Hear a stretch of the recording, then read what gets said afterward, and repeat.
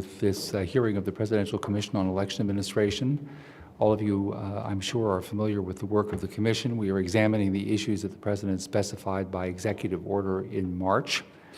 And we have here the third in our series of public hearings and an excellent panel of election officials to begin the morning. We have a full day, and so we necessarily are going to try to stick very closely to the time limits here. Because we also want to leave time not only for the testimony, which in longer form version obviously we have in writing, but also for the commissioners to have an opportunity to speak with the election officials and ask questions. So my colleague, Mr. Ginsburg, this morning is going to be operating the time clock with his usual ruthless efficiency. Woe to all who cross him. In any event, with those opening words, let me turn it over to my co-chair, Mr. Ginsburg. Thank you. Thank you, Mr. Bauer. Welcome, everyone. We are pleased to have you here, and as Bob says, we do have a very full day. We want to begin by extending the regrets of Mayor Nutter, who was supposed to be our leadoff witness and had to attend a funeral today, so he will not be joining us.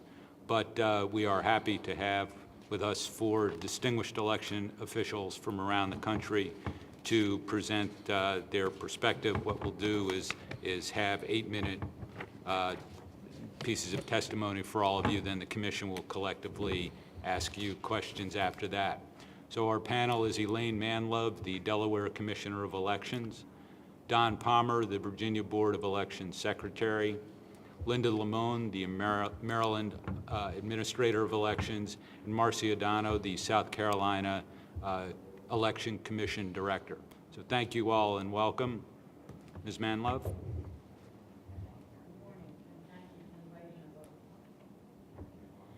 Good morning. Thank you for inviting us. My presentation, I guess, is going to come up. It's on what we do in Delaware with electronic signature.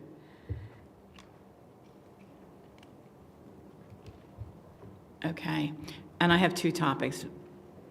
We use electronic signature for voter registration, and actually we're expanding that. And also, I have great concerns about Election Day and using schools as polling places. So I've added a couple slides onto the end.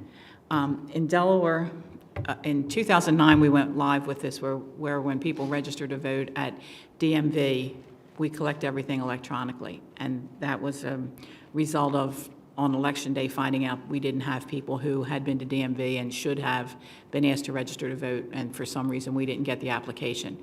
So it's a voter registration method that involves capturing the citizen's signature and the application electronically. It transmits to our offices in real time.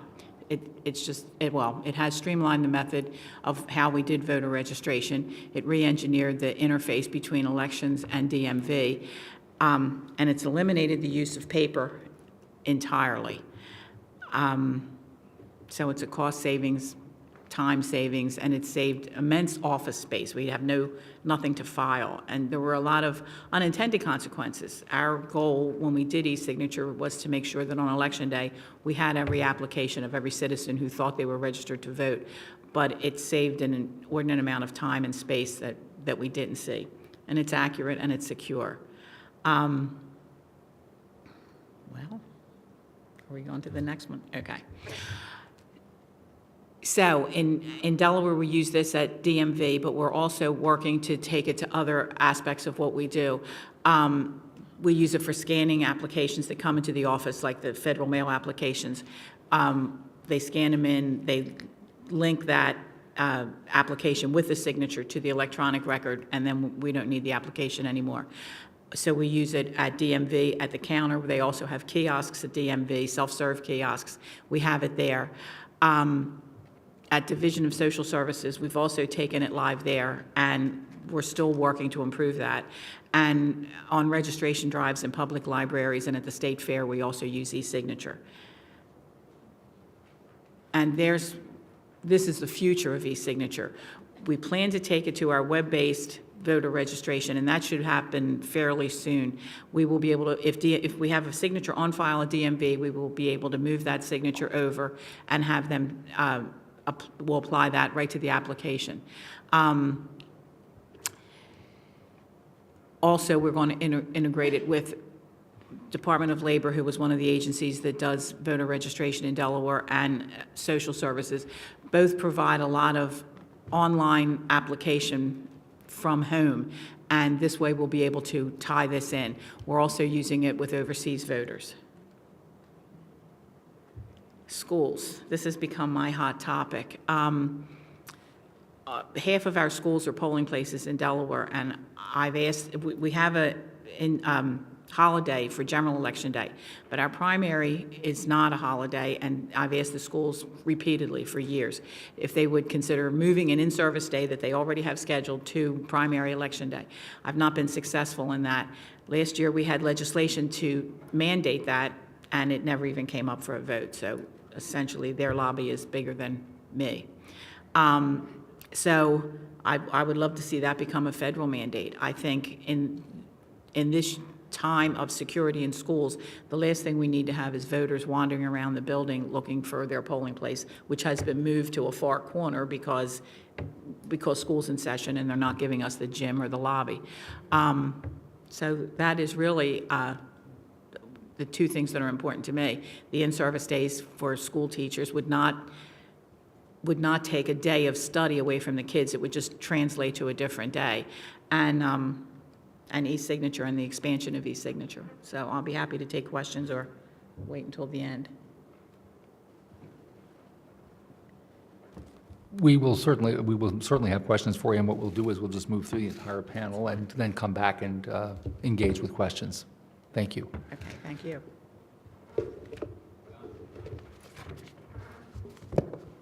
Thank you, Commission members, for the opportunity to testify and identify the major issues experienced in the 2012 election, those areas of improvement that should be made in the process, and the long-term challenges and solutions to running accurate and clean elections in the United States that enhance voter confidence in the process. One of the major issues that the Commission in the Commonwealth of Virginia is reviewing is the genesis and the causes of long lines in the precincts in Virginia. Lines are often the result of any attraction that a lot of citizens want to participate in, often at the same time. Voting is one of them. Every 4 years in presidential elections, there seem to be lines. In many ways, the lines in 2012 are very similar to 2008.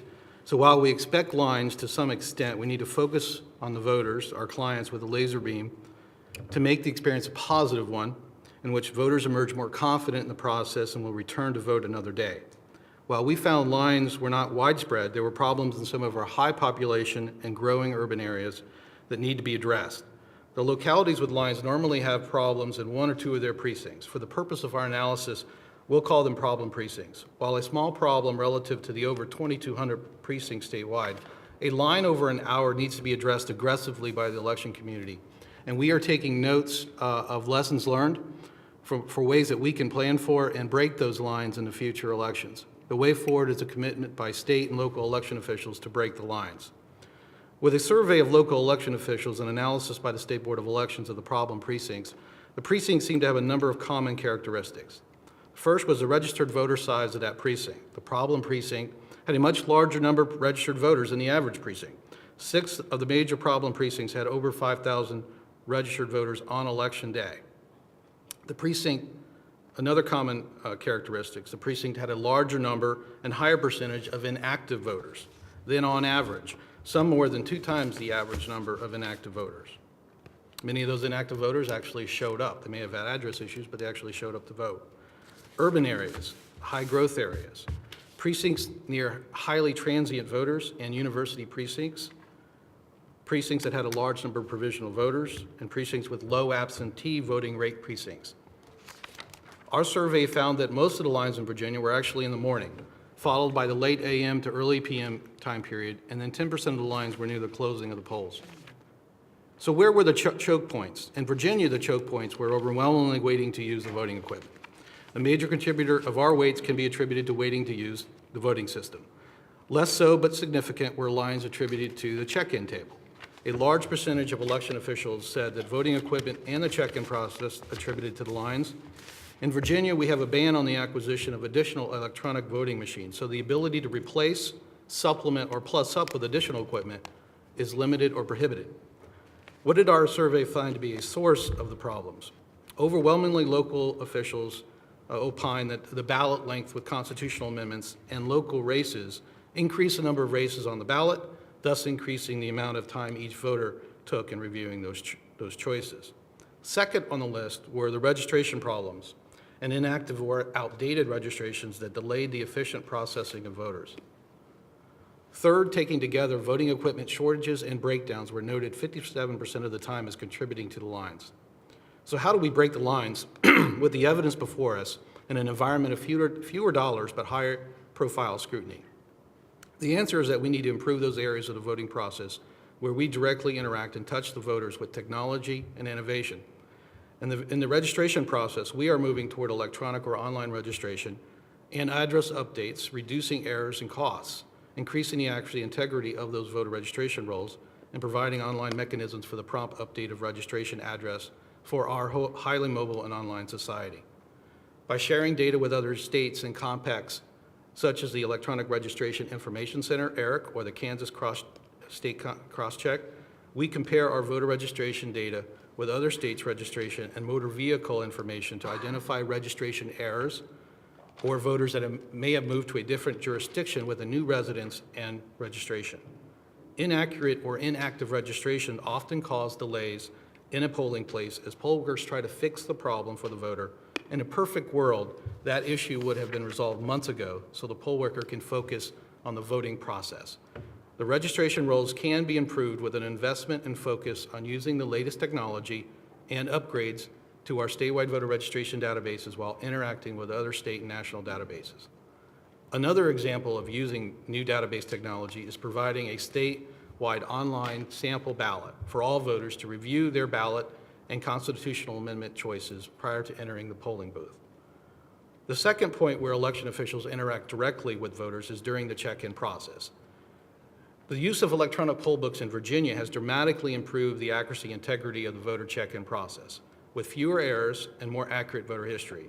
New technology in this area provides an opportunity to make this process more efficient for voters and accurate for election officials. The third and last point of direct interaction with the voter is the voter using the voter equipment to cast the ballot. This process can be done efficiently and accurately. Virginia faces an issue that many states across the nation face. How do we transition and upgrade to the next generation of voting equipment as aging equipment purchased after the enactment of HAVA reaches the end of its lifespan and in many cases are obsolete or breaking down? With the reduction of election budgets and resources across the country, the ability to purchase new voting systems has been very limited. For the most part, local election officials have not been able to take that prudent step in upgrading the most fundamental part of the voting process. Instead, election officials have been taking extreme measures to keep their voting equipment operating until the fiscal environment changes. In my estimation, on a national level, this is the major issue of concern for the 2016 general election.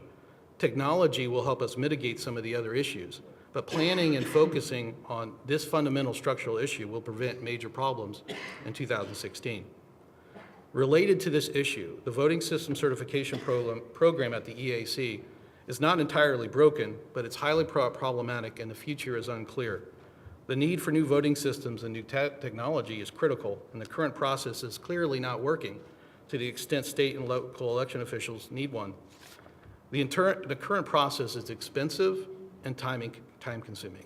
The states need a timely certification process that enhances competition and the development of new technologies. With little resources to purchase new equipment, some jurisdictions are desperately seeking alternatives to the current relationship between the EAC and voting system manufacturers. The lack of innovation often results in states and localities paying for expensive but antiquated equipment. We need flexible equipment that creates efficiencies in the process. The future is very unclear and unsettling. If federal certification is dissolved at the EAC, the states will need to join together, as we have done in the past, with the National Association of Election Directors, NASED, to test and certify voting systems or dramatically increase the reciprocity of different states testing those voting systems.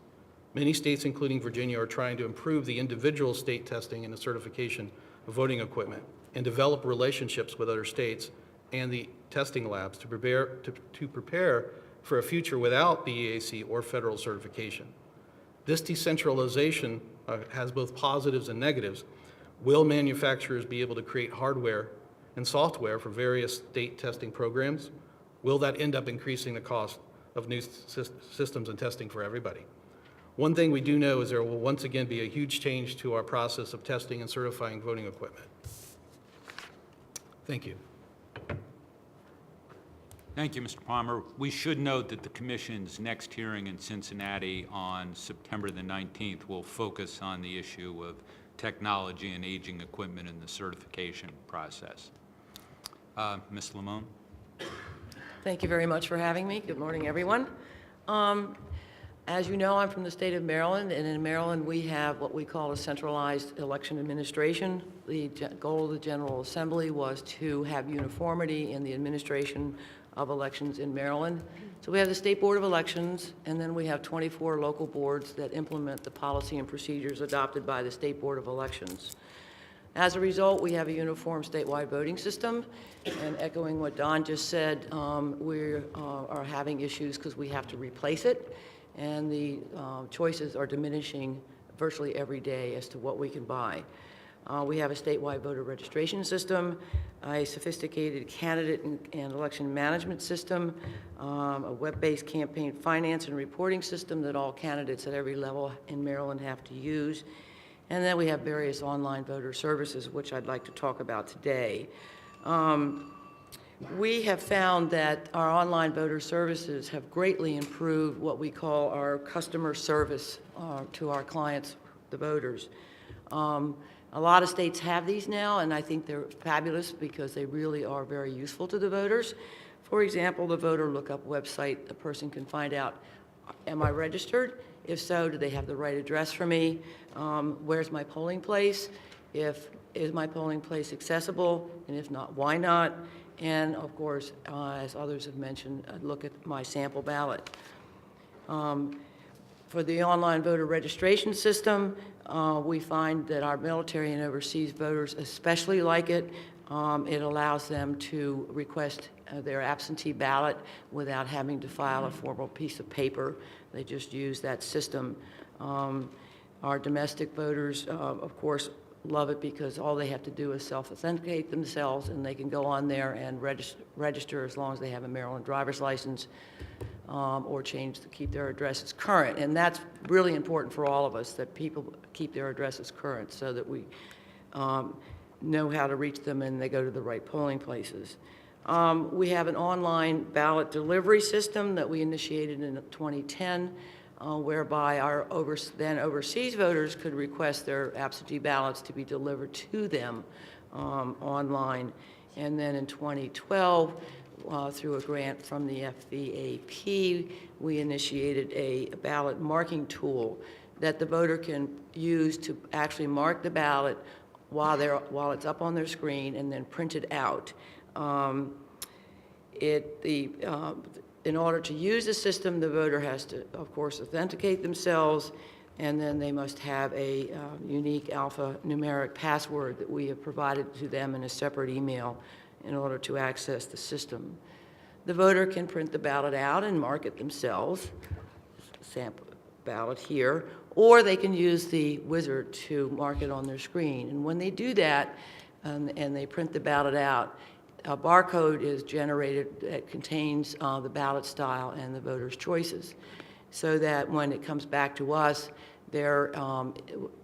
under our current voting system, we cannot print ballot marked on pieces of paper like this. We have to duplicate it. So we either duplicate it by hand, or if they've used the wizard, which you can see, I will leave some of these copies with you, this barcode at the top, and it will then print on ballot cardstock, and that can be scanned and canvassed.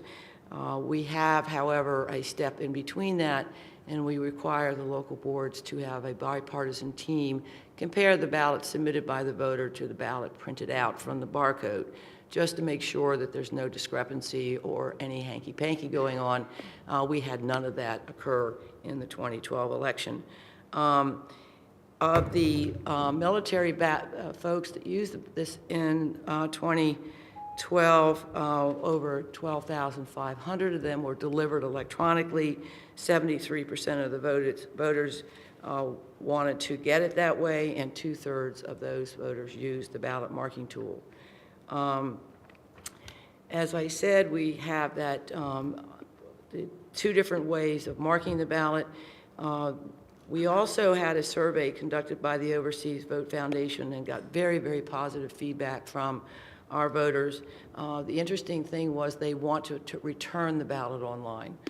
That was one of the most favorite responses, other than not worried about making mistakes using the wizard. For 2012, all of our voters in Maryland will be offered the opportunity to receive their ballots online and use the wizard to return them. We have a couple of improvements, one of which was interesting was what overseas voters could not remember when we asked them for their address, what their zip code is. So we're going to be linking our system, we hope, to the U.S. Postal Service so that they can more easily discover what their true zip code is. We don't want them to use the one from the foreign countries. Our next project is to create a single point of contact for our military and overseas voters so that everything, all their interaction concerning voting and voter registration will be with the State Board of Elections. They will not have to determine, oh, which county did I come from in Maryland, so they don't have to worry about where to request their absentee ballot or other materials. And we're waiting to see if we get a grant from the FEAC to create that single point of contact. So everything will come from and to the State Board of Elections, including the voted ballots, which we will then distribute to the counties for canvassing. It's one of the things that the Department of Defense is very high on seeing implemented. I would like to quickly echo some of the things that Don said about the lack of the EAC. Something needs to get done. Our voting system standards are outdated. We can't have any new labs certified. NIST is not working on anything, and the choices for our voting systems are diminishing. And lastly, I'd like to echo Don on the ERIC, or Electronic Registration Information Center. It has 2 goals: get better registration records and register those who are eligible but are not. And we are one of the founding states, along with Virginia and Delaware, and have begun getting our reports. And I can tell you it's going to be a very, very effective tool in not only reducing our costs of maintaining our voter registration records, but also having much more accurate ones. And with that, I thank you very much for having me.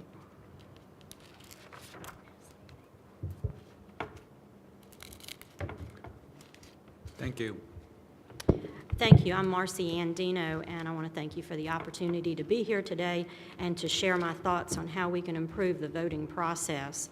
My testimony is based on my experiences in South Carolina, but it also includes similar challenges faced by election experts in other states as well.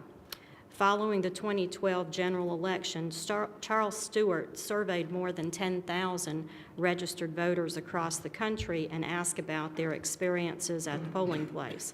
Approximately 33% reported that they had no wait at their polling place.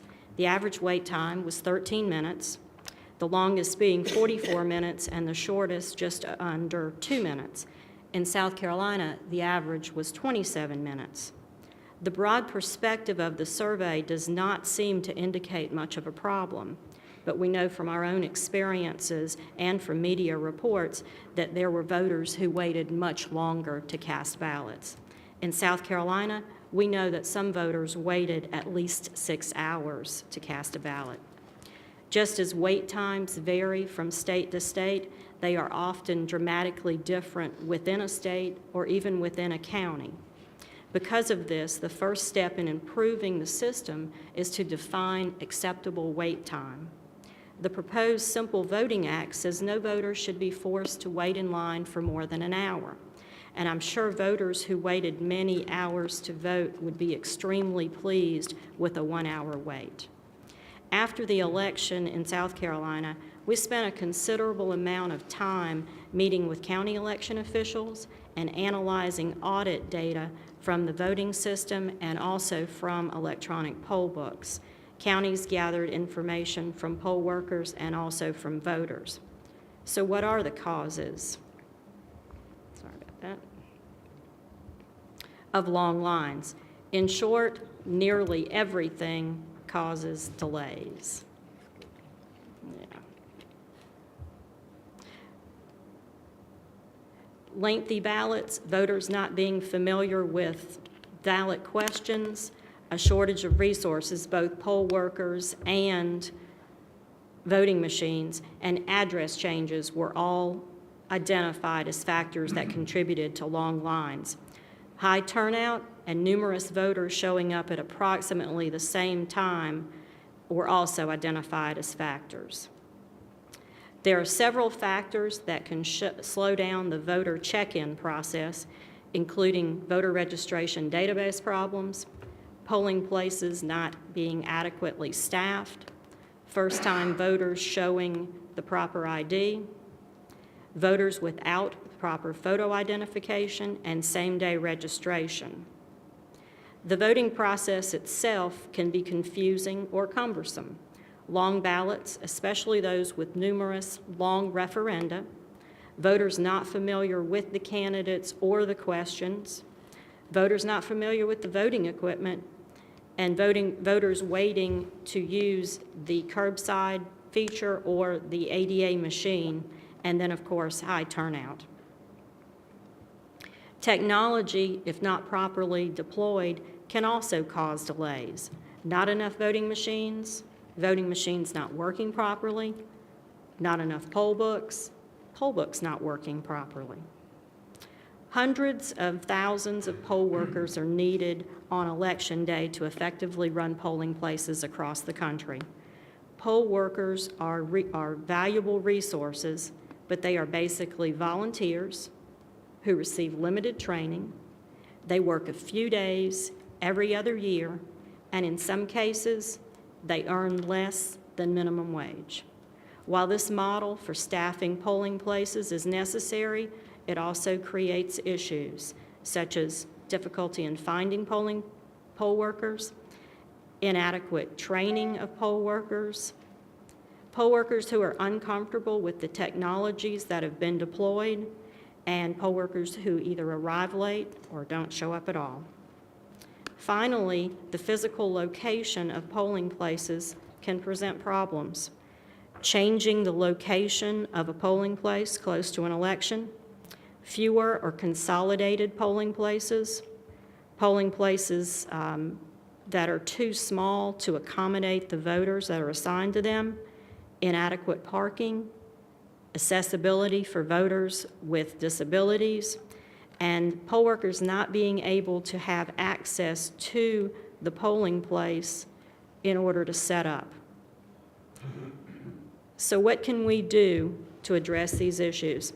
There are practical steps that election officials can take to improve the voting process and reduce lines at polling places. Election officials should review precinct size and ratios of assigning poll workers and voting equipment. Simply dividing a precinct because there was a line is not the solution. I don't believe there is a magic number of voters per polling place. The polling place will dictate how many voters can be assigned to the precinct because of geography and physical layout. While information received from poll workers and voters is beneficial, the best information may come from the technologies you use in polling places. Audit data from voting systems and electronic poll books is an important tool in reconstructing what happened and when it happened on Election Day.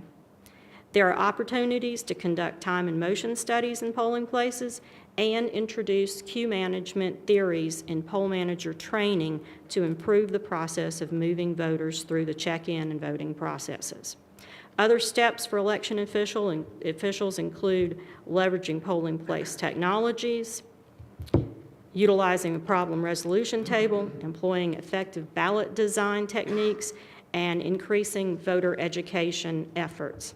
Some policy recommendations to consider: there is not a one-size-fits-all solution to long lines. Guidelines must be established, but jurisdictions must be allowed to determine which solution best meets their needs.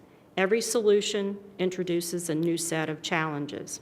However, perhaps the most important step we can take is to provide more opportunities and alternatives for voting. In most locations, while voting technologies may have changed, some procedures have been in place for 100 years or more and must be examined in light of today's realities. More opportunities for voting centers should be considered, along with establishing vote centers. Early voting gives more opportunities to cast the ballot at a convenient location, and voters are not forced to go to one location on one day. Many of us don't work close to where we live. That's where vote centers can be beneficial by allowing voters to cast their ballots in convenient locations rather than requiring them to go to a particular precinct. While electronic voting systems are not without controversy, there's no doubt that such systems make it easier and faster for a voter to cast their ballot and prevents them from overvoting and warns against undervoting. With constant improvements in technology, there's no reason why these systems can't be more secure and protect the integrity of the process. Finally, though, addressing the problem of wait times comes down to a question of resources. The simple fact of the matter is, it will take money to invest in more secure technology, to recruit and adequately train poll managers, and expand the opportunities for voters to participate in the election process. Again, thank you for allowing me to be here. I hope that my participation will be useful to you as you prepare your report for the President. Thank you very much. And I think now excellent testimony and much appreciated. I think now what we'll do is offer the commissioners an opportunity to ask questions. And so, if I could, Commissioner Thomas. Elaine, and first of all, welcome to my colleagues. It's good to see you all here, and excellent testimony. Elaine, could you explain in more detail your process and how your electronic signature changed what was typically going on in your Department of Motor Vehicles, and how it ultimately then increased the number of transactions, and how that might be portable to other states as they look to actually implement the motor voter? The reason we started was the first year I was in elections, the first election I was involved in was 2000. And we did court orders, a lot of court orders, because we would have, a lot of times it was a husband and wife that came in to vote. One was registered, one wasn't. They both moved to Delaware together and registered together, and we would be missing one. We could access DMV records and see that they had been at DMV, but yet we did not have an application. So that's what started the discussion of there has to be a better way. So we worked with DMV to, when voters go in, they sign on it's a credit card pad. And I often say, this isn't rocket science. Macy's did it long before us. They're signing a credit card pad. They're choosing their party, which is also a benefit to both the DMV clerk and to the voter. For some reason, the DMV clerks believe that the voters don't like saying out loud their party choice. They choose their party, they affirm their citizenship, and they sign. All of that comes to elections in real time. So our goal was to get everything.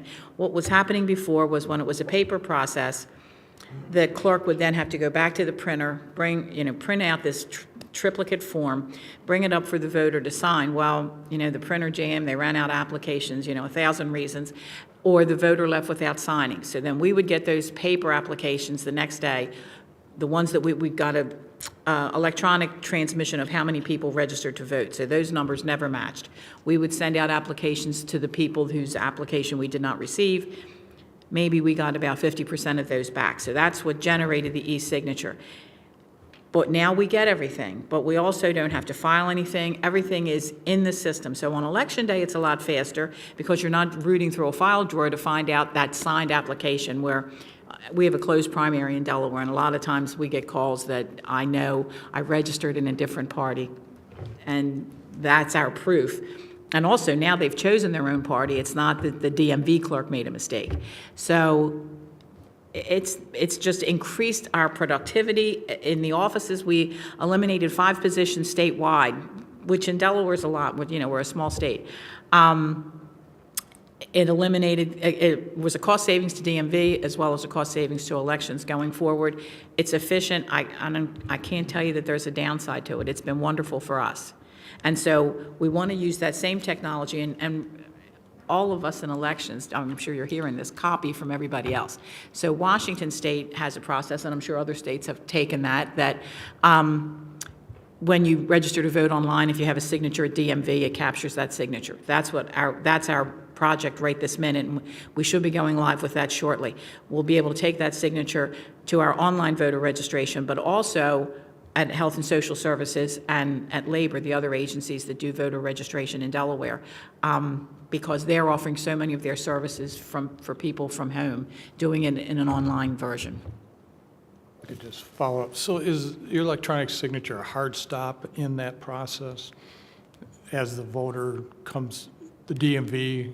So, I mean, that stops them. They've got to go through that. They have to go through it, yes. The DMV clerks have a script on their screen, and as they're inputting their information, that's also populating our form electronically. And then when the voter makes their choices, then everything transmits to us. But they have to go through a process, and they can't go to the next page until part of that process is completed. So it eliminates a lot of the problems with DMV clerks not asking. And it actually works out better for the DMV? It does. The biggest battle we had in implementing this was the DMV thought that we were going to slow up their lines, and they were willing to donate 90 seconds to the elections portion of the transaction.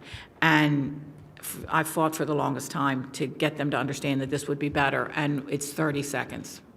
We've had people go and time them, and it averages about 30 seconds per transaction. They don't have to go back to the printer. There's no paper, it just happens, and it makes it a lot faster for DMV. There's nothing bad, it's just efficient, it's accurate, it's secure. It's been a boom for us.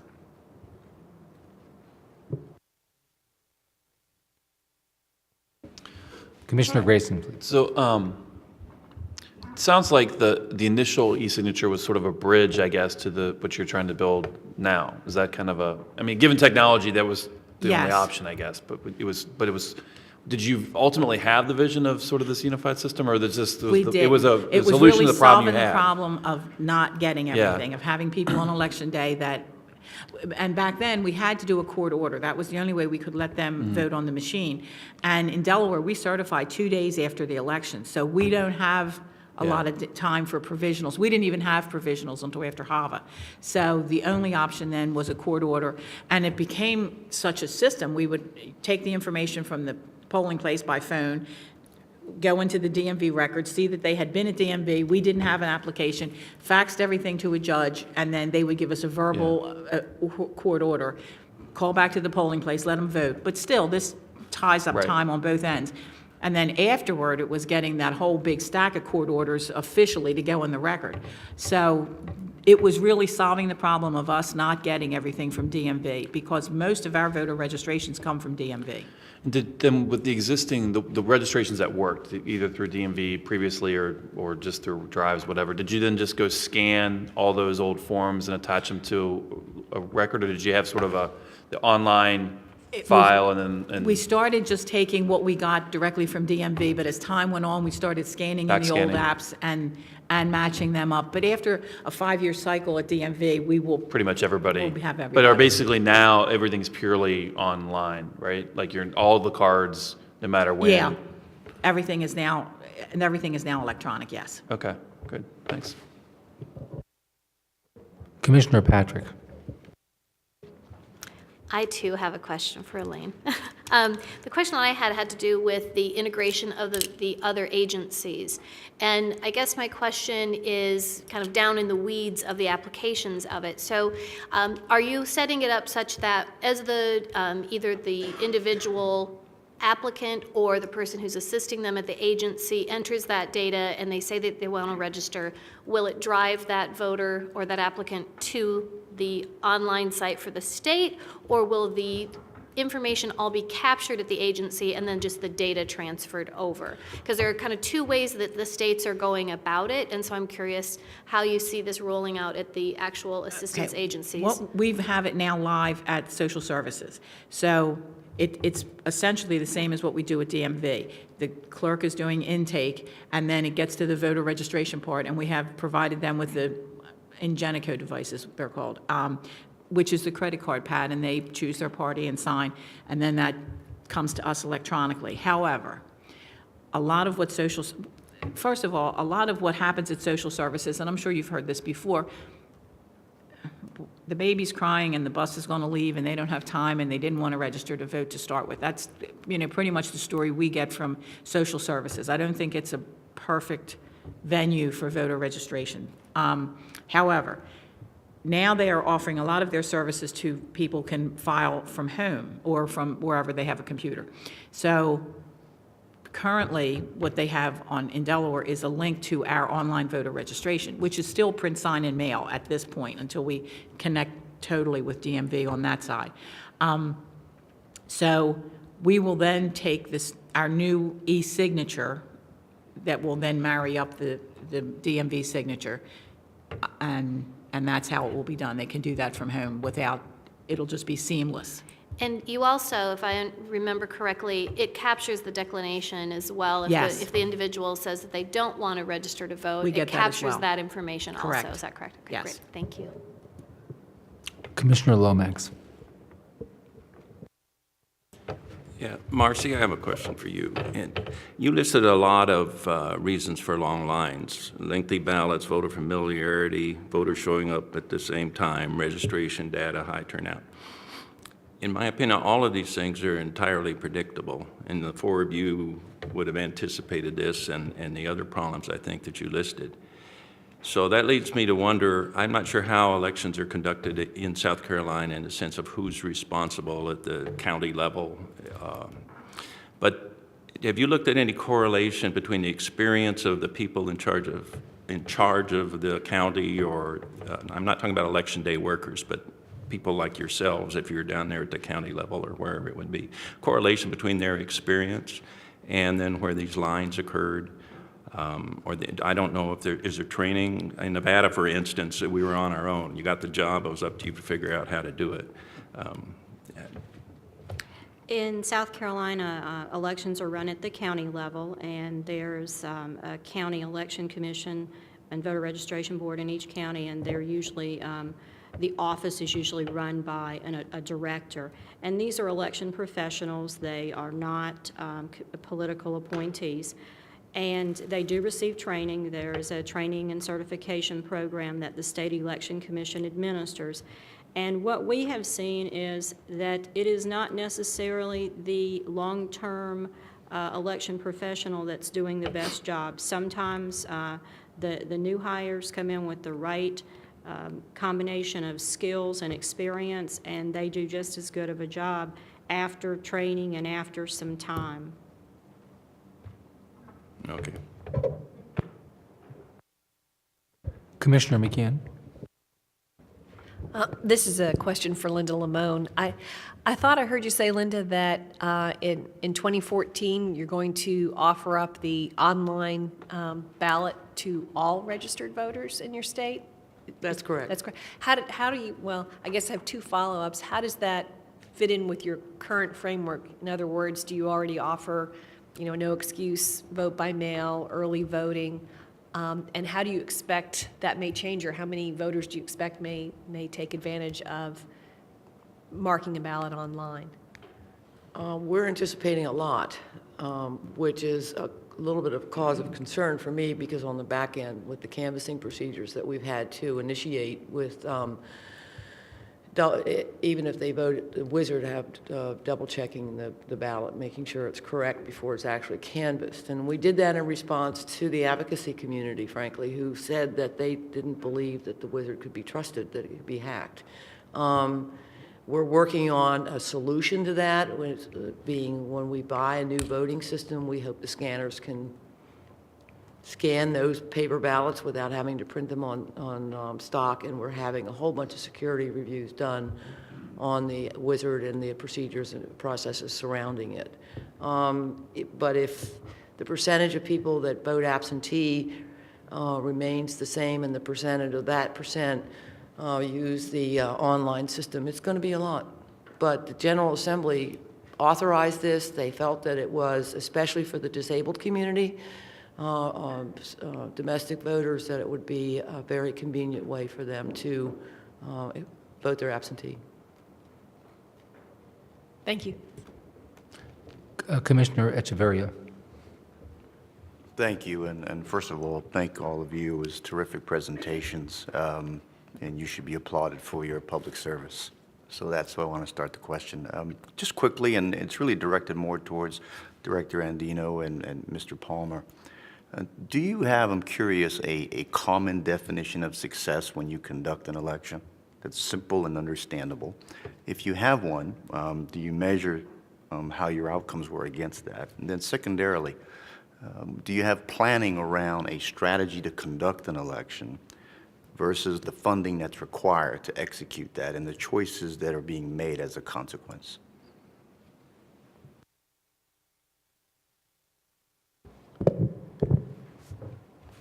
Well, I would think there's a couple different measures, but I think the primary measure, at least from my perspective, is that everyone who wants to participate is able to participate. And that's a very broad statement, but it's sort of like my major concern has always been, is the voting equipment been tested? Is it going to accept the ballots?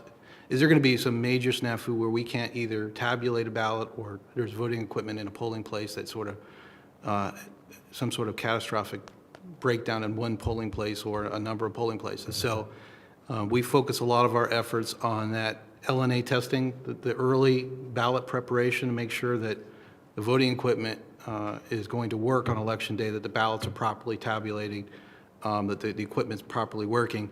That prevents sort of a major crisis in a county where the county and the state are scrambling.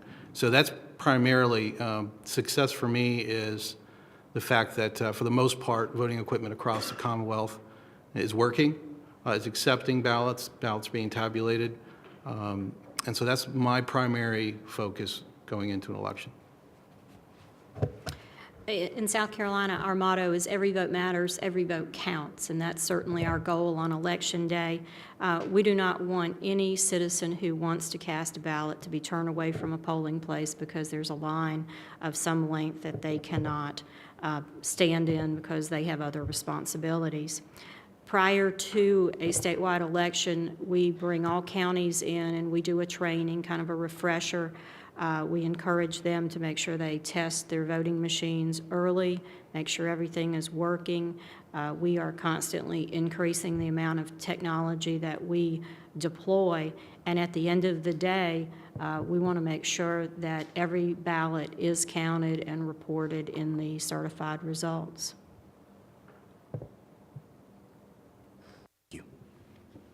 Commissioner Mays. We've spoken a lot about technology and how it will solve many of the issues that we've been confronting through the years. But there are two issues that technology doesn't necessarily fix easily. One of them has to do with the digital divide, and that there are large sectors of the population that just don't have access to it. And secondly, you have voters with access issues, whether it's that they're blind or other aging issues, and they want independence and privacy. And so as technology is now going into the home, which is what I think some people see as the ultimate location, how will you deal with those two issues in your jurisdictions? We use a statewide electronic voting system, and there are voting machines specifically for voters that are visually impaired or blind. And then the font size is also larger. So our older population has said that, you know, the ballots are much easier to read. And when we implemented the system, we did a massive voter education and outreach project. And our goal was that when a voter went to the polling place, that they had already seen the voting machine. They would not be seeing it for the first time. And it was very successful. And when voters arrived on Election Day, and this was back in 2004, many of them bypassed the demonstration process and said, I've already seen the machine, I'm ready to vote. They're very easy to use, so there was not a digital divide issue. And the technologies that I was speaking about are used by poll managers. So it's in every precinct in the state, so there's no digital divide there. But I agree with you. Voters want to be able to vote using their personal electronic device, whether it's a smartphone or an iPad or some other type of tablet, and I would like to see that incorporated into the next generation of voting systems. I think that a lot of the technology can help with the digital divide, because one of the major issues we look at is the usability of voting equipment, and the technology actually enhances. That's one of the things that voting manufacturers, election officials focus on, is trying to make that process of actually casting a ballot more usable to a voter, make it simple. So that's always a focus that we are sort of struggling with. Regarding voters with disabilities, I think that a lot of the technology will help because, for example, ballot delivery that Linda was talking about, that process that was developed initially for overseas and remote voters, military voters, that actually can be used for voters with disabilities in their home using the technology that's in their home. So it sort of allows voters with disabilities another choice. They'll always have the choice inside the polling place with that accessible piece of equipment. In fact, technology will, the manufacturers are coming up with more smaller and more easily usable voting equipment with accessibility features. And so hopefully technology will give more choices. That's what we're hoping. And do any of you work with advisory groups and community groups when you're trying to figure out what certain populations would prefer to have or what it is that they need? So we've heard a lot that the election officials that work with those organizations are far more successful. I'll just jump in. I think the answer is yes. The National Federation for the Blind, for example, is headquartered in Baltimore, Maryland. And I know my people interact with them and other groups, similar groups all the time, as do the voting system manufacturers. You have to deal with not only the various disabilities, including your aging population, but you have to deal with different languages. I mean, there's all sorts of sort of a zillion moving components involved in putting together an election for your constituents or your clients. And I think most of us reach out to as many people as we can, and we all have advocacy groups that watch us like hawks. So. When we went through the procurement process for the voting system, we included representatives from the disability communities, and we continue to work with them each year, not just with the voting equipment, but even in our messaging and materials that we provide for voter education. And we do the same in Delaware. And actually, as far as accessibility, there are teams that go to all the polling places in Delaware every election and then report back to us where they see problems. It's the same in Virginia, and I would say that we do the best we can to make our voting systems usable. When we work with the groups, advocacy groups and groups advocating for the voters with disabilities, they actually bring a lot to the table and improve the process. They've always been helpful. Commissioner Patrick? I have kind of a general question for everyone, I guess, and that is, as we've had these conversations around the country, there seems to be a general notion that by expanding the opportunities for the voters to select when they can vote, that we can help alleviate some of the congestion on Election Day, which definitely takes care of some of the issues of why there are lines in some places on Election Day, but not in other areas. So I'm just curious, for those of you who are present here, one is about how many people, what percentage of your voters are casting their ballots early prior to Election Day, and whether or not you have, no excuse absentee, that sort of thing. And then the other question that I had, which is just a quick follow-up on that, is something that Linda had mentioned, and that has to do with the canvassing time period. Some of us have a 10-day window, 15-day window, 28-day window, 48-hour window to do the canvassing, which, so I I think that that's something that's very important to take into consideration as we look to potentially discuss expansion of when voters can cast their ballots. We still need to count those ballots. Some have advocated that you shouldn't count any ballots until Election Day. Others who understand the process have seen that that's not so much of an issue. But I think the canvassing time period and how many of our ballots are actually being cast early would be very helpful. Well, in Delaware, 95% of our voters vote on Election Day. We don't have early voting. 5% vote by absentee. We have absentee with a reason. And we certify in 2 days. We have very few provisionals because we work really hard to make sure that they vote on the machine, even if we would do a court order before a provisional. Virginia has a 45-day in-person absentee with a reason. Usually it's in offices. Some of the larger jurisdictions have satellites for their main office as well. So they can vote in-person absentee and absentee during that period. I would estimate 20 to 25% of the individuals vote during that in-person absentee period, mostly in the last 2 weeks. Canvassing usually occurs in the 24 hours for most provisionals, and it's going to happen in the 24 to 48 hours. If there's provisionals that go on, there's a 3.5-day period for ID purposes. But for the most part, it's going to occur right after the election.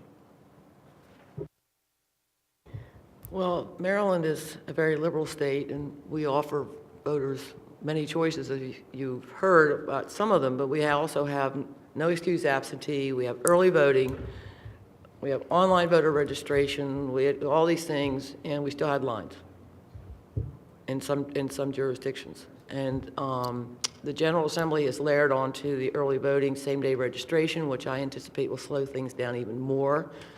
And our canvassing period is extended. The votes, ballots, as long as they're postmarked on election day, can be received in the general election up to the second Friday, so which is when they start the final canvass. In South Carolina, we have absentee voting with excuse. It opens 45 days prior by mail and approximately 30 days prior to the election for in-person on the voting machines. In a presidential election, almost 20% of our voters will cast an absentee ballot. We do not have early voting, so the remainder vote on Election Day. Commissioner Ginsburg. Thank you, Mr. Bauer. I have a question for all four of you. I think at least South Carolina, Maryland, and Virginia fall into this, and I'm not sure about Delaware. But it seems from your testimony that individual county officials have a fair degree of autonomy in putting on their elections in their individual places, and you all are state election officials. My question is how you train the people in different counties in a way that ultimately leads to consistency of results. So it's both training so personnel in each county have an equal degree of knowledge in applying the voting. And then secondly, when it comes to counting ballots, how you try and ensure that the standards are universally applied across the board. Marcy, if you could start. Thank you. In South Carolina, we have both a statewide voter registration system and a statewide electronic voting system. So those two items make it very easy for us to have consistency across all 46 counties. Training prior to each statewide election, we bring the directors and other people from the office in, and we do a one-day training, which is a refresher, and we cover any new topic, any new legislation that may be implemented since the last election. And then also in South Carolina, it's mandated that all county election commissioners complete a training and certification program that we administer, and they have 18 months from the time they're appointed to complete that training. So that's how we spread the word and have consistency among counties. And how about individual poll workers? Who supplies that training? The counties supply individual poll workers. We provide an online poll manager training program, and we also produce all of the training materials used for poll workers, the poll worker handbooks, and we also provide PowerPoint presentations. So we give the counties the tools that they can use to deliver those the training. Well, Maryland's basically the same thing. We provide the curriculum for the election worker training. We provide the standards for the trainers.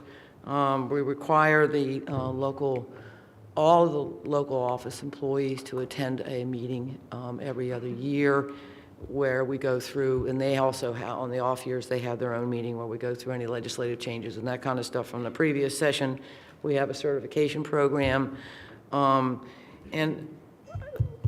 probably very similar to Marcy, is we have a very strenuous audit system of the local boards of elections, whereby we go in and examine everything that they've done from soup to nuts, albeit this is after the election, but we do it for both primary and the general. And if we see any inconsistencies at all with the state standards and procedures, an audit finding is issued and their local board is notified, as well as the members of the state board. And that really ensures that they try to adhere to the state procedures as closely as possible, because they know we're going to find out. In Virginia, we have an electoral board of 3 members, and we have a general registrar who's the day-to-day for the local office. We train both the general registrar and electoral board members at an annual training. We also do some training during regional meetings and annual meetings that the 2 organizations have, the 2 local election official organizations have. Frankly, I think we could do a lot more training. I wish there was the resources to do that. We have a lot of turnover with those local electoral boards. There's a lot of new folks that we have every couple of years, and I wish we could do more. We do have a certification program, and we do things like online training for our officers of election, which are our poll workers. We use that as a supplement for those training of those poll workers at the local level. We also do a train-to-trainer, which is like using webinars. If there's specific policy issues, be it voter ID or other issues in the polling place, we'll provide training to our general registrars, who then provide that training to their poll workers to make sure there's uniform practice. But I'm a big believer in training. I wish we could do a lot more. In Delaware, we're all employed by the state, even though we have 3 county offices that don't report to me. They report to their own individual boards of election.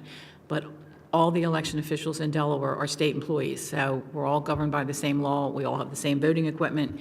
Statewide, but we've had statewide voter registration long before HAVA.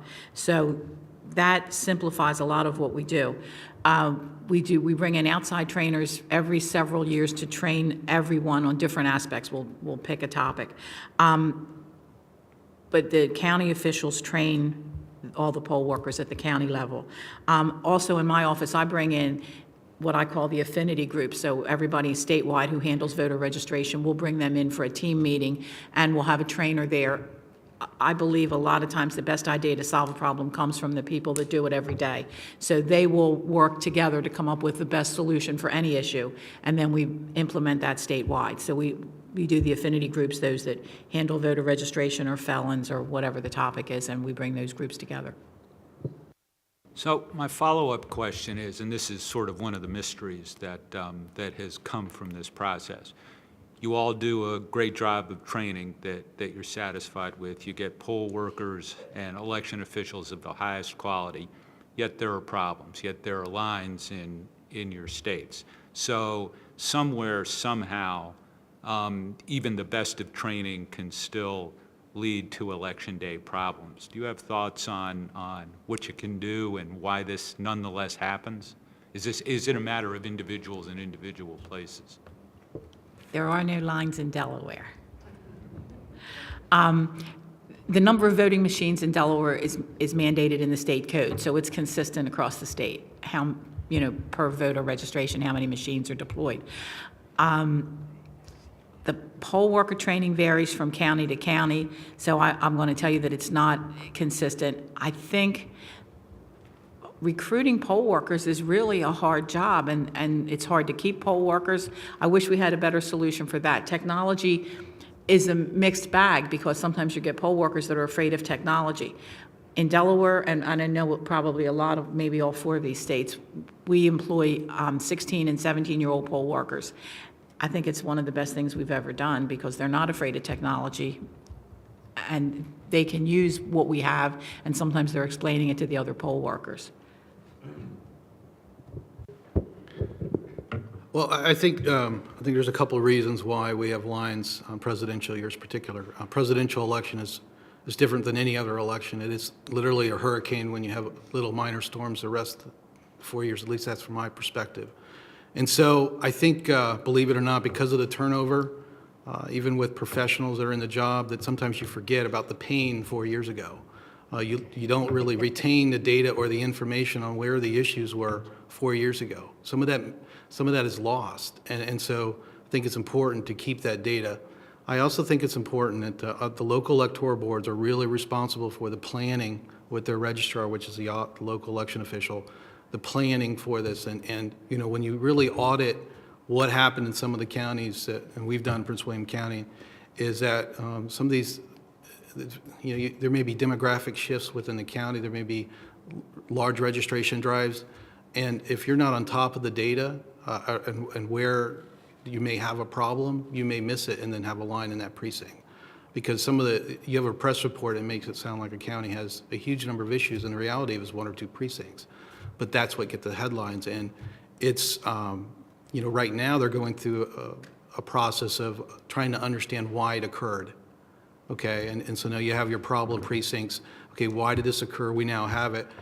That's a process that can sneak up on you. So they're, you know, even the local election officials, they have the best information as sort of their county.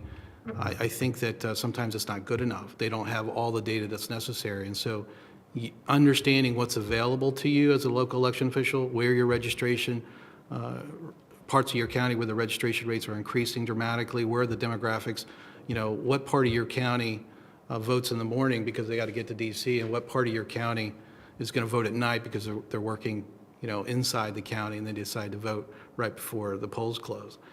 These are issues that sometimes it's just anecdotal, that a local election official, I know I'm always going to have a heavy turnout in this area of my county, but most of our election officials don't have all that data in front of them to make this decision, and so the use of that is important. It's trying to get to a level where they feel comfortable using that data to make adjustments while they lead up to the election. So it's a sort of a complicated answer, but you know, when you look back over a 4-year period, I think most of the time that memory is lost, and what may be a problem 4 years ago, it's a different part of the county 4 years from then. It's hard to know where that storm's going to come from and what part of the county is going to hit the most. I don't have the answer to your question, but I hope to have it by December, because the state of Maryland has commissioned a study, which is going on right now, as to why there were lines. So. I mentioned that in South Carolina, we know that some voters waited at least 6 hours. We, after each election, go back and kind of do a lessons learned. We review what went right, things that we need to repeat, and then what didn't go so well, what do we need to improve? And we try to incorporate that into the training, and one of the things that we've incorporated into poll manager training going forward is queue management theory and just managing the lines. We have been so focused in poll manager training on giving them the basics they need to process voters, make sure that voters are given the right ballot, and how to use the voting machines, that we've really left it up to poll managers in the past to manage the flow throughout the polling place. So that's a change that we've made. And Don talked about the large numbers of voters showing up early in the morning, at lunchtime, or late in the afternoon. And through the voting, the analysis of the audit data from the voting system, we find out that that's not the case in every precinct. In precincts that are close to colleges, that have a high population of students, or that have a high population of retired voters, the peak time is 10 a.m. in the morning, and that's when we're actually trying to drive people to the polls so we can spread the distribution throughout the day. So there are a number of factors. Don't have, and it changes from election to election, and we're trying to give our counties multiple tools to analyze data and to be able to make smart decisions in deploying machines and running polling places more efficiently.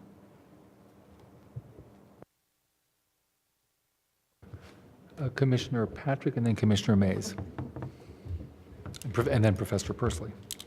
I had one rather quick question, and that has to do with, we've been talking a little bit about poll worker training, and some have advocated that the profession needs to be testing our poll workers to make sure that there is a certain level of efficiency, proclivity with the alphabet, you know, a number of skill sets that we, of course, all want them to possess and exemplify.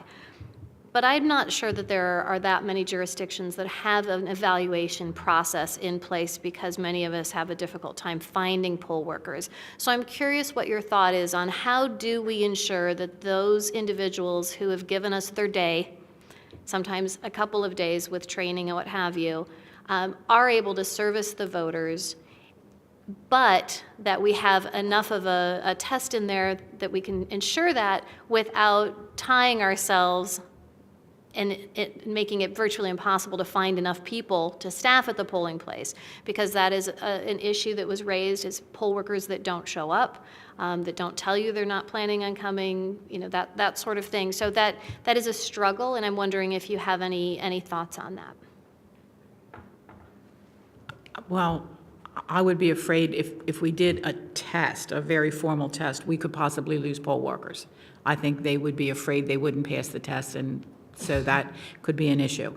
What we do in Delaware usually is when their paperwork comes back in at the end of the election, that's our own test. You can see who did the right thing or the wrong thing by how they handled the day, if we had any problems, and then that's our test, and then that's how we eliminate poll workers that are problems. Often we get a call from within the polling place from either a voter, or if you get several calls from voters, you know that's a problem, or another poll worker may call in. I think the mix in the polling place, and as I mentioned before, student poll workers, we also in Delaware use corporate poll workers, and I think that's been a benefit to us. Corporations share one of their employees with us for the day. They don't have to take a sick day or a vacation day. They're paid by their company, they're paid by us. And that's increased, I guess, the efficiency of the polling place. They're used to having a process, and they're used to the process.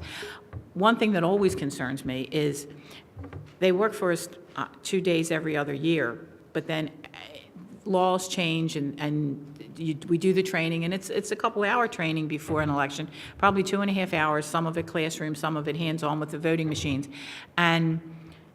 But you still have a lot of poll workers that know how they've always done it, and that's how they're always going to do it. And they seem to get, I believe, they get a lot of information every election as things change, and I think that's difficult when it's not something you do all the time, when you're only doing it 2 days every other year.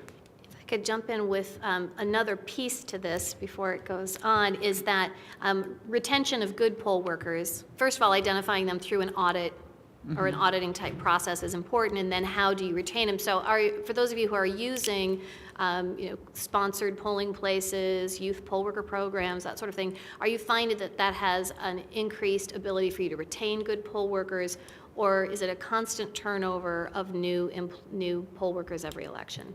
We do seem to retain the bulk of our poll workers, but we always need to add new, and a lot of our poll workers are older, and then they just age out of the process. So I think the ability to keep adding younger people to the process.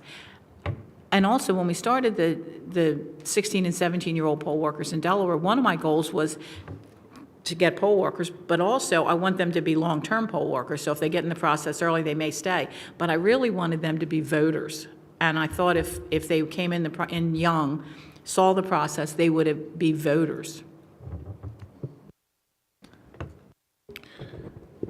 Well, I agree a lot what Elaine said. I think that hands-on training is obviously at the local level. That's important. I do believe that, particularly with the online supplemental training, that some sort of test could be helpful, but Elaine is correct that some poll workers and local election officials are concerned about that process. But I would say that the experience has been that you really don't want to have a poll worker who's causing multiple errors in a polling place. That could have dramatic impact on an election. It makes the headlines, and it really does sometimes disenfranchise voters. So if you have a poll worker who's consistently making errors, or some steps have to be taken, and so I think that local election officials are always sort of analyzing the proficiency of their poll workers, and so that's something that the state is just trying to help local election officials.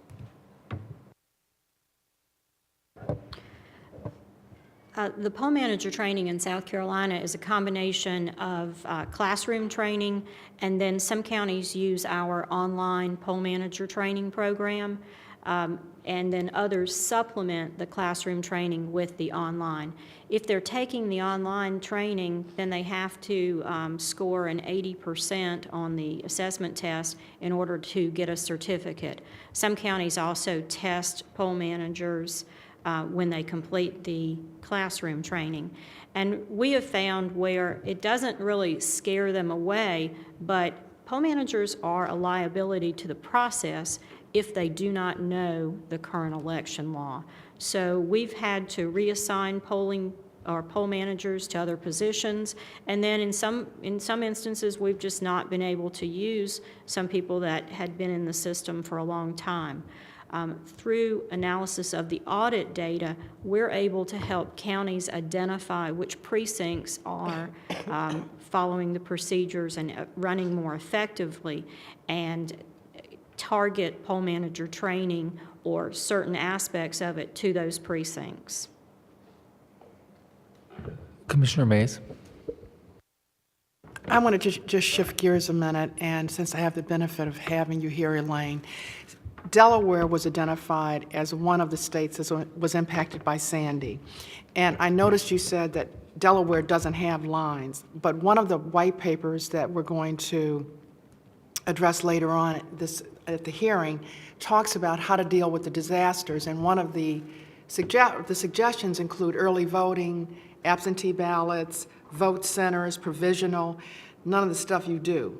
Kind of. Correct. So did you have lines when you had Sandy impact you? No, we were minimally impacted by Sandy. The biggest impact we had from Sandy was that we had voters who were deployed somewhere else, like the National Guard or power company workers that went to New Jersey or New York. Like first responders? Yes. So we were able to vote them in whatever method we could. If it was electronic, if we could do that, if it was paper, we worked with the other states and the governor's office from Delaware to make that happen. I think the reason we don't have lines is because of the way our voting machines are deployed. We have enough, based on a formula in the code. In fact, we've even tightened it up because we felt like it was too lenient and we could get by with less voting machines. We did that maybe 2 years ago. I think the numbers were generated from when we first bought the voting machines. So we vote 95% of our people at the polls, and I'm all in favor of no excuse absentee. I haven't been able to get any of that through the General Assembly, but yes, I would like to see other aspects. But so far, we've been pretty successful at what we do. Commissioner Lomax. Yeah, I got to go back to the issue of your equipment. Don, what hours are you open on Election Day? What's your election? 6 to 7. 6 to 7, so that's 780 minutes. And I know you can't buy anymore, or you're prohibited against buying anymore, but I know in one of your counties from a previous meeting we had, you had to process more than 800 voters per machine in one of your counties at one of your polling places, one of the ones that had long lines. And that's more than one voter per minute during Election Day, and obviously that's not going to happen. And I'm just surprised not one of you has mentioned a lack of equipment as an issue. I mean, you mentioned you can't buy anymore, but when you gave your problems, you didn't list it, and you haven't listed it, so I guess you got plenty of stuff in South Carolina. But to me, it seems that if you don't have enough equipment, you got a responsibility to go to your legislators and make damn clear that you don't have enough stuff and there's going to be lines that you can't allocate what you don't have. And you're all smart people, and I'm not faulting anybody. But none of you have mentioned that at all, and it's very surprising to me because I know a lot of you don't have enough stuff. When we purchased our system in 2004, of course, it was based on the number of voters at that time, and we also planned for growth, and we purchased an additional 5%. And counties have gone back and purchased additional voting machines over the years, including this past year. In the one county where we had major issues in 2012 with long lines, only 2/3 of their voting machines were deployed through mistakes made at the local level. Had they deployed all of their voting machines, their lines would have been greatly shortened. Do you go back and look at, once again, are you going back and looking at the ratio of machines to voters in these precincts where you had these long lines? Yes, there's a formula for how many voting machines can be or should be deployed, and counties make adjustments based on historical voting patterns in some precincts. And, you know, you should always start with deploying all of your voting machines, holding back a few spares for in case there are any issues during the day. But you, on a presidential election in particular, you don't want any extra machines sitting in the warehouse or anywhere else. Okay. And Mr. for the Pres- Maryland equipment, oh. there's no more equipment to buy. I'm sorry, what? For the voting system that Maryland has, there is no more equipment to buy. Right. He can't buy it because it's not allowed. I can't buy it because there isn't anything there to buy. And we couldn't buy it because we didn't have any money, but. Well, there's that, too. Yes, Larry, I think that one of the things I mentioned in my testimony was where the bottlenecks were, and the bottleneck was primarily at the voting equipment. And essentially, you're right, we can't buy additional DREs because that was a policy decision of our General Assembly. And sometimes the localities are going to deploy all the voting equipment they have. They've already sort of met the formula that's in the statute, but they deploy everything on a presidential year. Now, you may be constrained by that, by the size of the building. I think that's another factor, is the size of the facility. You know, if you've got 10 DREs, you'd deploy them all, but if you can only fit 7, well, you're stuck with 7. Or find another facility. Or find another facility. But I think that the localities are ultimately responsible for the procurement of additional equipment, at least in Virginia. And the resources, most localities simply don't have the resources and have just not made that decision to purchase optical scan, because the digital scan, the new equipment, because that is what would be required for them, is to make that transition, and they have not made that local policy decision. There is discussions about the state assisting with that. The state has the ultimate responsibility to assist the localities with this, and of course our future is sort of constrained. There's not really a future with DREs per se. It would have to be a transition to another voting system altogether, and that's a big deal. The Assembly will be looking at that. And you did a good job presenting that problem, and I absolutely agree with you. And I think we've talked about it on this panel, that one of the biggest problems you're all going to face is the fact that there's not stuff out there that you're going to want to buy right now that's going to solve your problems, and yet everybody's running short on old equipment. Thanks. In Delaware, we bought one additional machine per election district or precinct with HAVA money because we had to have the visually impaired headset. And so we bought headsets for every machine, one additional machine per polling place. So that gave us a big capacity. So we have enough voting equipment. However, our voting equipment was not bought with HAVA money. It was bought in '95. So we are reaching the end of the life cycle of that, and the same situation is we don't know where we go from here.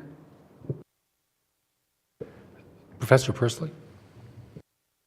Several of you mentioned post-election audits, and I wanted to see if, A, they're publicly available, and secondly, whether there's information you wish you had from the 2012 election that you want to have going forward, and whether you've instituted processes. For example, while many of you have the time of day when you're polled, well, all of you have the closing times for your polling places, something like wait times, you don't really generally have? And is that something that you plan to collect, say, in the next election, sort of finding ways for the poll workers to measure how long the lines in fact are, so that you don't have to worry about sort of measuring it based on media reports or who the squeaky wheel is?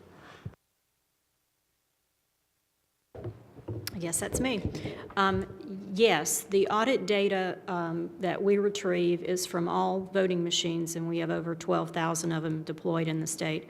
So we get two logs and other reports, and all of that is available on our website, scvotes.org, along with the report, the analysis, and we share the reports with the counties, and we also give them an opportunity to provide feedback, and it's a learning opportunity for them because they can identify which precincts were having problems. We also produce reports that will tell you how many people voted on each voting machine throughout the day. That is another tool that the counties can use. Yes, the one piece of data that I would like to have is the wait time.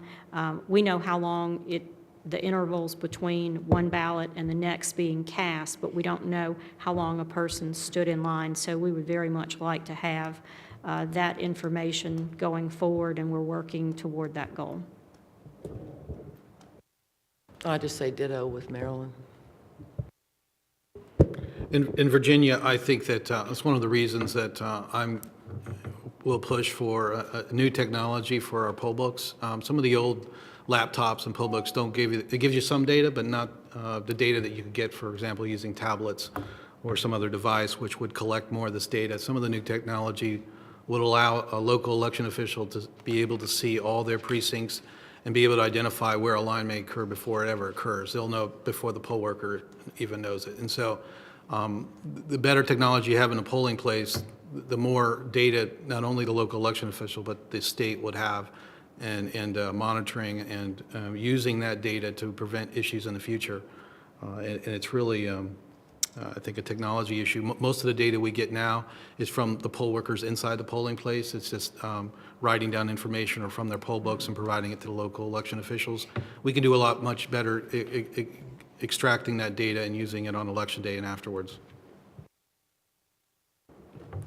We don't have a big issue with lines, so it's not been a big concern. However, we do have rovers on the road who check our polling places for any other issues, and then we do audits at the county level after it's over. But one other thing, we don't have questions on the ballot, and I think that's a huge reason we don't have lines. It's a pretty quick ballot to vote. We, I think, ought to be wrapping this up momentarily, but I did have a couple of quick questions. For Executive Director Andino and Secretary Palmer, I think both of you indicated that an hour was your benchmark, essentially, for determining what a long line would be. In excess of an hour might be what you would try to avoid. How did you arrive at that number? What is your assessment here that an hour is? Obviously, if it could be less, I know you would want it to be less, but why did you pick that number?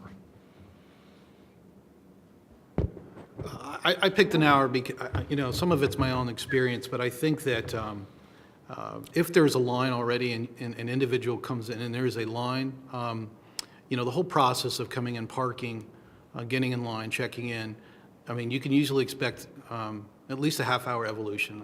In my experience, it could be a little bit less depending on the day, on election day. I think from my perspective, once you reach an hour and go past that, you got some issue. At least from election administration point of view, from my perspective, and the voters this is going to start into a positive experience to a negative experience. And I'm not sure I can add anything more to how I precisely came to that, but I think an hour, at least it becomes a major problem in my mind. A voter may expect a 15 to 20-minute evolution, but I think a lot of voters, particularly in a presidential year, anticipate that it's at least going to be a 1 hour evolution from beginning to end. Executive Director Andino. Mine was derived mainly from voter expectations. We saw in some counties where obviously voters complained if they had a 2, 3, 4 hour plus wait. In other counties, if it was about an hour and a half, hour and 45 minutes, voters thought that was, those were long lines. So the definition of what an acceptable wait time is really varies from county to county, but I think voters go in with the expectation it may take roughly an hour to get through the process. So would it be fair to say that from your standpoint as administrators, and maybe this is what you were also suggesting, Secretary Palmer, that an hour, setting aside the voter's experience, more than an hour's wait indicates to you that perhaps things aren't running the way you would want them to? So it essentially is a warning bell for you, 1 hour. For the voter, 1 hour may be acceptable by voter expectation, particularly if the voter sees that the polling place is actually otherwise running well. Is that a fair way of putting it? I agree with that. And then my second question is for Commissioner Manlove. I wanted to just ask you a question about the difficulty you had with the General Assembly over the use of schools. You indicated that their lobbyists were better than your lobbyists. That's exactly what my answer is. Yeah. Was there anything that surfaced in the, you couldn't get a vote, was there anything that surfaced sort of in any sort of argument that took place that indicated to you the resistance on the part, or what lay behind the resistance on the part of the Assembly beyond the raw skill of the lobbyists going the other way? From the General Assembly, I think it was the lobby of the schools. I'm not saying they're official lobbyists. I just think the pressure was put on them by the schools themselves. And I'm not sure I'm surmising why the schools don't want to make a change. I'm not asking them to add a day. I'm asking them to just take one in-service day and make that date primary election day. We also do the school referenda, and on those days, every event known to man happens in the schools. It's Bring Your Mother to Lunch Day and the science fair, so that they get their target audience in the school to vote on referenda. And that's partially how the schools are funded. So they can't be secure on primary election day and then insecure on the day they're raising money. I think that's a piece of it. I also think a piece of it is I'm giving them a Tuesday and they're looking for a Monday or a Friday. Outside of that, I can't find a reason why they would want to have all these voters come into the school when the children are there. My issues are all voter-related. The parking lot issues, just finding a suitable room big enough for all the equipment we have, all of those issues, and I've been fighting that battle for a long time. After the tragedy in Sandy Hook last year, I thought, well, I'll look at it from their standpoint, and it's a security issue. They certainly don't want these people wandering around the building. And I'm stunned that that was not good enough either. So I don't know what the real reason is, but I think it's the referenda and the Tuesday election day. And we have a late primary. It's in September, and what they've said is, they're just getting back into the swing, and then I'm asking them to take an in-service day. And some of them start before Labor Day. Most of our schools now start before Labor Day, so it's not really right on top of when they start. And often, we've had an election in some of our school districts. We've had a Tuesday election, and Friday they had an in-service day. So that just doesn't hold water anymore. Okay, my last question also to you, Commissioner Manlove, has to do with early voting. You mentioned that you don't have it. We have absentee with an excuse. With an excuse. Yes. That you supported absentee without an excuse, but that the General Assembly isn't keen on that either. No. Do you know, is it because elections have run relatively smoothly? It's a smaller state. There's no perceived need. What are the reasons for that? Fraud. That was the reason that came up during the discussion. In Delaware, it's in the Constitution. The reasons for voting absentee are in the Constitution, so it had to be a 2/3 vote. They needed one vote from one side of the aisle, and they couldn't get one more vote. And so it just failed. Very good. Thank you. Any further questions from the commission? Excellent panel. Thank you very much. And we'll take a 15-minute break.